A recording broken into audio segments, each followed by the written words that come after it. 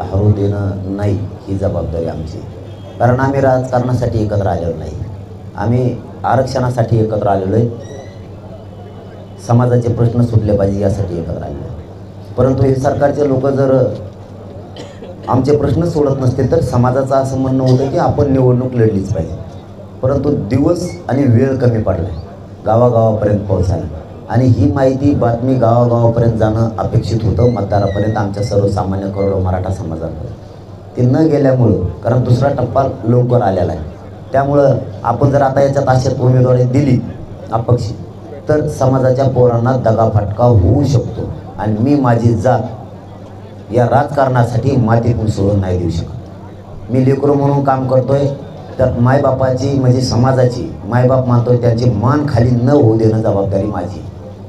ज्या दिवशी मी या क्षेत्रात नसल त्यावेळेस ठीक आहे, परंतु आज माझ्या खांद्यावर जबाबदारी, मायबाप म्हणून समाज माझ्याकडे बघतोय, मी मुलगा म्हणून भूमिका वाढतोय, तर या राजकारणात निवडून येण्यासाठी मी स्वार्थी बनून समाजाला चिखलात राहू शकत नाही, खड्ड्यात नाही टाकू शकत, या भूमिकेवरती मी आहे.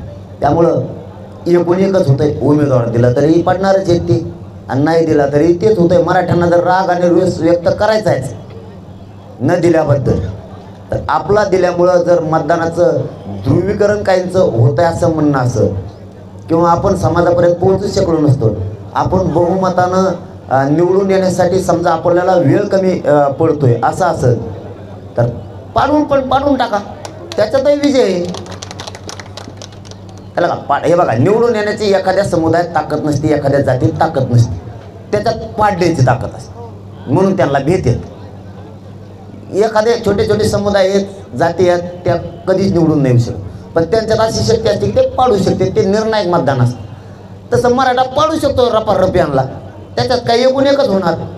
जर यांनी याच्यात नाही दिलं तर विधानसभेला तयारी करतील मराठी, 6 महिने वेळ आहे, त्याला काय हेच काय अंतिम लढाई थोडीच आहे. ही आली लोकसभा हुकली म्हणून दुसरं काही नाही, पुढं मराठ्यांचेच पोरं राज्यकर्ते बनतील, मराठ्यांचेच पोरं सत्तेवर बसतील, देणारे मराठी बनतील, 12 बलुतेदारांचे देणारे बनतील, सगळ्या जाती धर्माचे पोरं देणारे बनते, मागणाऱ्याऐवजी डायरेक्ट देणारे बनतील. त्याला नाव इलाज आहे, मग पुढची लढाई आणखीन ताकदीनं होईल. परंतु आता पूर्ण कमी वेळ असल्यामुळं, गावागावात समाज न पोहोचू शकल्यामुळं, उगाच स्वार्थासाठी हट्टापायी जातीचं वाटोळं करणं आणि जात अपयशाच्या बाजूला नेलं ही योग्य भूमिका नाही. म्हणून आता निर्णय झाला आहे की ही पूर्ण डाटा कमी आहे.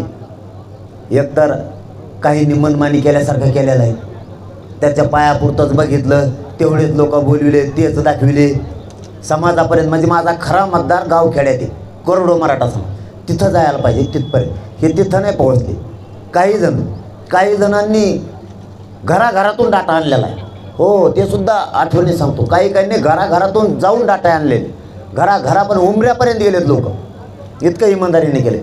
पण काहींनी आणखी त्याच्याच तोऱ्यात वागलेला आहे, त्याच्या सोयीनुसार उमेदवार, त्याच्या सोयीनुसार आमका, त्याच्या सोयीनुसार तमकं. हे केल्यामुळे या निवडणुकीमुळे एक गोष्ट लक्षात आली, आमच्यातले दुसऱ्याचा तुंतून वाजवणारे बरेच उघडे पडले. आम्हाला आता पुन्हा एक गावखेड्यात जाऊन होतकुरू पुरत यात उतरवणं गरजेचं, आणि ते यामधल्या काळात आम्ही करणार आहे. पण मराठा समाजाच्या डोक्यातून आरक्षण न जाण्यासाठी ही जागृती ठेवणं आमची जबाबदारी आहे. नसता हे राजकारणाच्या काळात राजकारण डोक्यात घुसायचं, आरक्षण मागायचं, आणि हे 4-6 दिवसात तसं झालंय. मायबाप मराठ्यांना मीडियाच्या माध्यमातून सांगतो तुम्हाला, हे राजकारणाचं हे 5-6 दिवस येड सुरू झालं तर आरक्षण मागं पडे, आणि आपलं मेन आरक्षण आहे. इतकं येड मराठ्यांच्या इथून पुढं रक्ता फक्त आरक्षण, आणि पोरं मोठे झाले पाहिजे, ही ईद पाहिजे. राजकारण मराठ्यांच्या रक्तात अजिबात पाहिजे. आपल्याला ही क्रांती नवीन करावीच लागणार आहे. त्यामुळे आम्ही सज्ज नाही आता उभा केले. आणि आम्ही सांगताना काय सांगितलं, कोणालाही करा असं सांगितलं नाही, अमुकलाच करा तमुकला करा. मराठा समाजाला जिथं वाटल की हा उमेदवार आमच्या मराठा आणि कुणबी एकच आहे, हे कायदा पारित करण्यासाठी प्रयत्न करणारे, सगळ्या सोयऱ्यांची अंमलबजावणी करण्यासाठी प्रयत्न करणारे, आमच्या ज्या 6-7 मागण्या आहेत त्यासाठी प्रयत्न करणारे, त्यालाच मराठ्यांनी मतदान करायचं. आणि कार्यक्रम मात्र 100% लावायचा म्हणजे लावायचा. कधीच न पाडणारा पळणाच पाहिजे. राजकारणाच्या नादात आरक्षण